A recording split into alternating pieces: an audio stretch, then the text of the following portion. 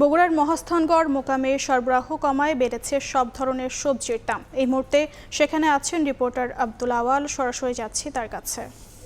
বড় সবজির মোকামে কিন্তু সব ধরনের যে সবজির সরবরাহ রয়েছে সেটি কিন্তু শীতের তীব্রতা কমার সঙ্গে সঙ্গে কিন্তু শীতের সবজির সরবরাহ কিন্তু আসলে কমতে শুরু করেছে। বিশেষ করে এই সরবরাহ কমার ফলে কিন্তু শীতকালীন যে সবজিগুলো রয়েছে সেগুলোর দাম কিন্তু আসলে কিছুটা চড়া রয়েছে। তবে এই আলুর যে দাম সেটি কিন্তু আসলে গত বছরের মতো এবারও আসলে আলুর দরের যেই অব্যাহত দরপতন সেটি কিন্তু অব্যাহত আছে।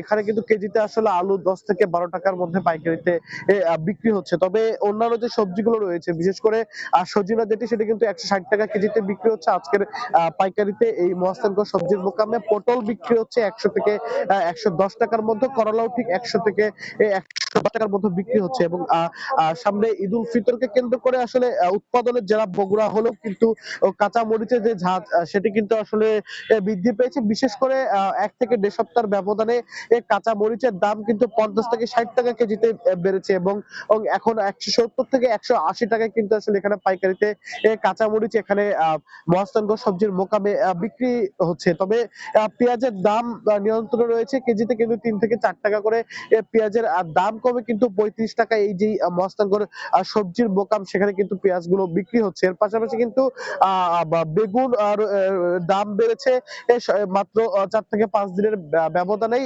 4 থেকে 5 দিনের আগেও কিন্তু আসলে বেগুন মাত্র 50 টাকা কেজিতে বিক্রি হচ্ছিল। সেই বেগুন কিন্তু এখন পাইকারিতে 62 থেকে 63 টাকা পর্যন্ত আসলে এই মোকাম থেকে বিক্রি হচ্ছে। এর পাশাপাশি কিন্তু অন্যান্য যে শীতকালীন সবজিগুলো রয়েছে বাঁধাকপি এবং ফুলকপি এগুলোর সরবরাহ কিন্তু শেষ সময়ে একেবারেই কমে গিয়েছে। তবে এই বাঁধাকপি এবং ফুলকপির যে দাম সেটি কিন্তু আসলে সরবরাহ নিয়ন্ত্রণের মধ্যে রয়েছে।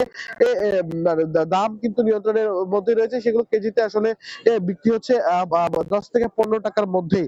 এবং যেই মিষ্টি লাউ রয়েছে সেই মিষ্টি লাউয়ের দাম কিন্তু আসলে আসলে মান ভেদে বা ওজন ভেদে কিন্তু 15 থেকে 20 বা 25 টাকা আর মধ্যে আসলে এখানে কেজিতে বিক্রি হচ্ছে। এবং অন্যান্য যে শীতকালীন সবজি রয়েছে সেগুলোর দামের মধ্যেও কিন্তু আসলে কম বেশি লক্ষ্য করা গিয়েছে। এবং এখানে কৃষকরা যেমনটি বলছেন যে মূলত সিন্ডিকেটের কারণে আসলে এই যে হাত বদল এখান থেকে দফায় দফায় আসলে বিভিন্ন স্থানে যে টোল বা যেই চাঁদাগুলো রয়েছে সেগুলোর কারণে কিন্তু আসলে এই যেই সবজিগুলোর যে দাম সেখানে কিন্তু এখানে একরকম হয় এবং হাত বদলের সঙ্গে সঙ্গে কিন্তু খুচরা বাজারে গিয়ে বিশেষ করে রাজধানী আর ঢাকা সহ অন্যান্য জায়গায় গিয়ে দাম কিন্তু আসলে ক্রেতাদের নাগালের বাইরে চলে যায়। তো বগুড়া থেকে এই ছিল এখন পর্যন্ত আমার কাছে সর্বশেষ।